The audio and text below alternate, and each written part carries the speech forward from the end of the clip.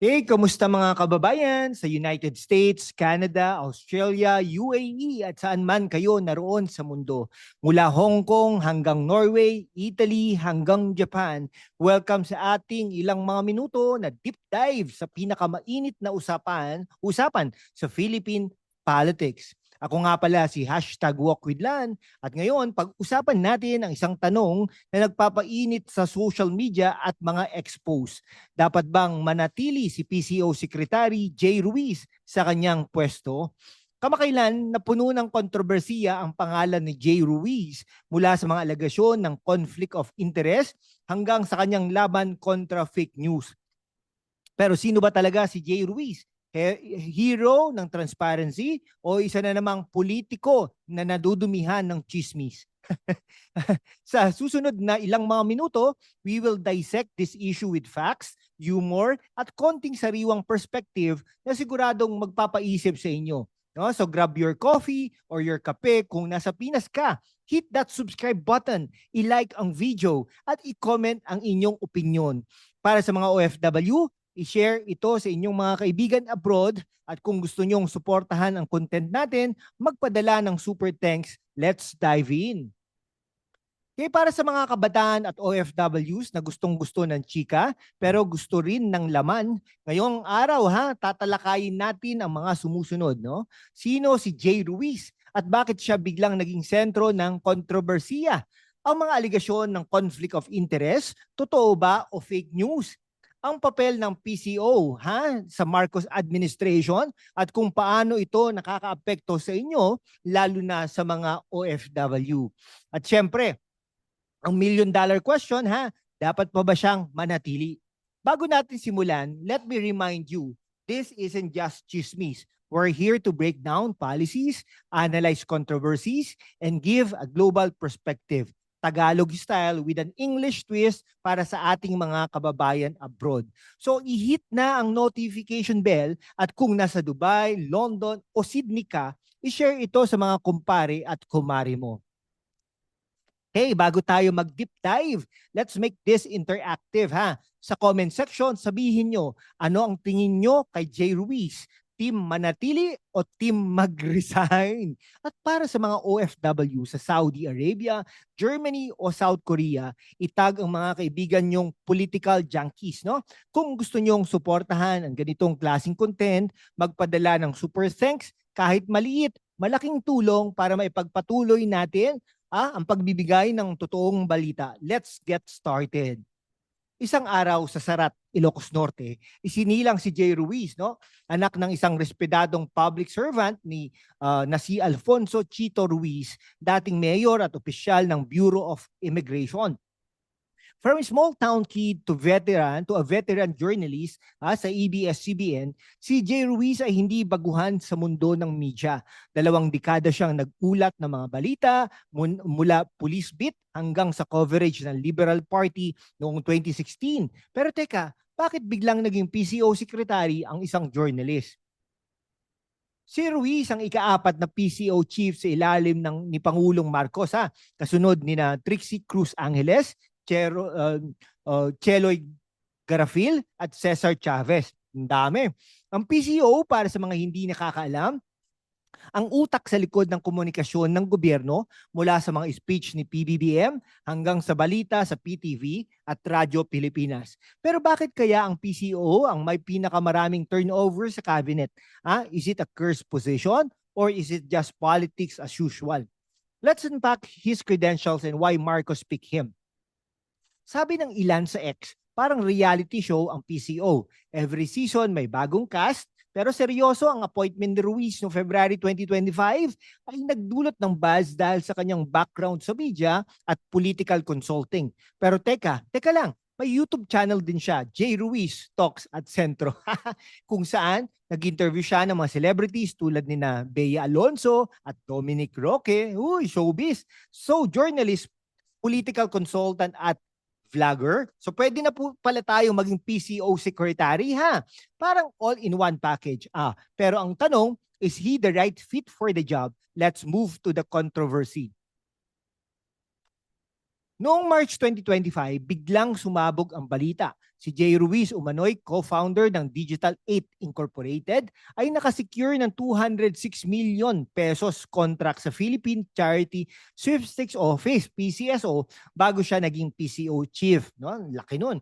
Ang sabi ng mga kritiko, conflict of interest. Pero agad na itinanggi ni Ruiz ang mga aligasyon na sinasabing hindi siya owner ng Digital 8 kundi authorized representative lang. Pero teka, bakit ganito kabilis ang chismis? Sa isang panig, mga kritiko tulad ni Senate President Chis Escudero ay nagsabi na dapat nag-divest muna si Ruiz bago na-appoint. No? Sabi pa ng ibang politiko, ang kontrata ay nakuha ilang buwan bago ang appointment ni Ruiz. Suspicious timing, di ba?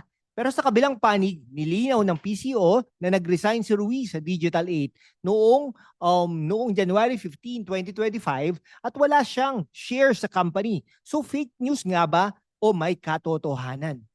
Kung iisipin mo, parang teleserye ito, ha? Ang kontrata sa likod ng PCO, pero seryoso, ha? Mga ganitong aligasyon ay hindi bago sa Philippine politics. Parang template na. Appointment someone, then boom, may chismis agad. Pero ang mas nakakaintriga, bakit ang bilis ng mga media outlets na paglabas ng ganitong balita nang hindi kinukumpirma kay Ruiz? Sabi niya, the bigger the accusation, the bigger the fact-checking. So mga kababayan, sino ang paniniwalaan natin? Ang PCO ang nangunguna sa komunikasyon ng gobyerno at si Ruiz ay may malaking misyon, labanan ang fake news. Noong March 2025, sa isang House hearing, sinabi ni Ruiz na Filipinos are being pitted against Filipinos. Ano pa ba? Dahil sa disinformation online. Sabi niya, kailangan nating gayahin ang EU's Digital Services Act para i-regulate ang social media platforms tulad ng TikTok at Meta. Pero teka, paano nga ba nakaka-epekto ang fake news sa mga OFW? Halimbawa, may mga deepfake scams na gumagamit ng mga celebrity para lokohin ang mga kababayan natin abroad. Kung titignan natin ang mundo, mula US hanggang UK, ang fake news ay global problem. No? Hindi lang dito sa Pilipinas. Sa US, halimbawa, polarized ang mga tao dahil sa misinformation. Sabi ni Ruiz, lies repeated 1,000 times become the truth. No? Kaya naman, ang PCO ay gustong mag-collaborate sa DOJ at DICT para labanan ito. Pero paano ito gagawin nang hindi nilalabag ang freedom of speech? That's the million-dollar question, mga kababayan. Okay, sabi ng isang ex-user, no? Kung fake news ang kalaban, parang si Ruiz ang Captain America ng PCO. Talaga ba? Pero tala, seryoso, para sa mga OFW sa Dubai, Sydney o Tokyo, paano kaya naapektuhan ng fake news? I-comment nyo sa baba. At kung gusto nyong suportahan ang laban natin kontra fake news, i-hit ang like button at magpadala ng super thanks. No? Let's keep the conversation going. Isang OFW sa Saudi Arabia ang nag-message sa akin, Kuya, bakit kailangan pa natin pag-usapan ang PCO? Ano ba ang epekto nito sa amin dito? Good question, ha?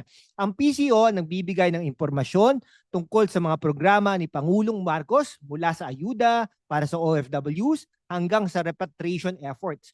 Tulad ng 178 na Pinoy na nailigtas mula sa human trafficking sa Myanmar. Pero kung ang PCO mismo ay naliligo sa kontrobersiya, paano natin mapagkakatiwalaan ang impormasyong binibigay nila? Okay, so ang Philippine politics ay parang lechon, mainit, makulit at puno ng sarsa ng drama. Pero sa gitna ng mga kontrobersiya tulad ng impeachment ni VP Sara Duterte at ang detention ni dating Pangulong Rodrigo Roa Duterte sa The Hague, ang PCO ang may mahalagang papel sa pagpapaliwanag ng mga pulisiya sa publiko. Si Ruiz bilang bagong PCO chief ay may pressure na iwasan ang mga pagkakamali ng nakaraan tulad ng mga lapses noong Duterte administration, pero kaya ba niyang panindigan ito? Okay, kung ang PCO ay isang barko, parang lagi itong tumatama sa iceberg, mula kay Trixie Cruz Angeles hanggang Cesar Chavez, parang ang bilis magpalit ng kapitan. Pero si Ruiz, kaya ba niyang iwasan ang mga iceberg na fake news at political drama? O baka naman, siya pa ang magpapalubog sa barko.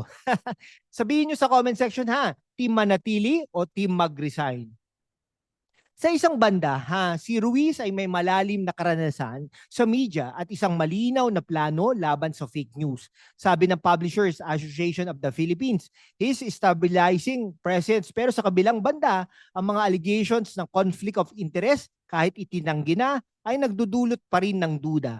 Dagdag pa rito, ang kanyang ad interim appointment ay nakadefer ng Commission on Appointments dahil sa lack of material time. So mga kababayan, kayo ang magpapasya. Dapat pa ba siyang manatili? So ano ang natutunan natin ngayon? Una, si Jay Ruiz ay isang veteranong journalist na may malaking ambisyon para sa PCO. Labanan ang fake news at gawing mas transparent ang gobyerno. Pero ang mga aligasyon ng conflict of interest kahit napatunayang hindi totoo ay nagdulot ng agam-agam. Pangalawa, ang PCO ay hindi lang tungkol sa press releases. It's about shaping how Filipinos, especially OFWs in the US, Canada, UAE, and beyond, understand their government. At pangatlo, ang laban kontra fake news ay hindi lang laban ng PCO, kailangan natin lahat dito. Kung nagustuhan nyo ang video na ito, i-hit ang subscribe button at i-on ang notification bell para updated kayo sa mga susunod nating deep dives.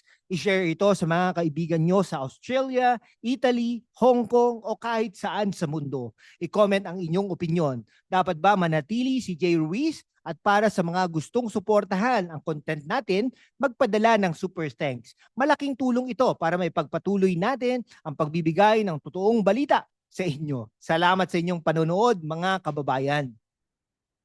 Okay, hanggang sa susunod na episode, mga kababayan, stay informed, stay critical, at huwag kalimutang maging proud Pinoy. Kahit nasaan ka man sa mundo, mula Switzerland hanggang South Korea, Cayman Islands hanggang New Zealand, magkita-kita ulit tayo, no, sa susunod na episode. Next time, bye-bye!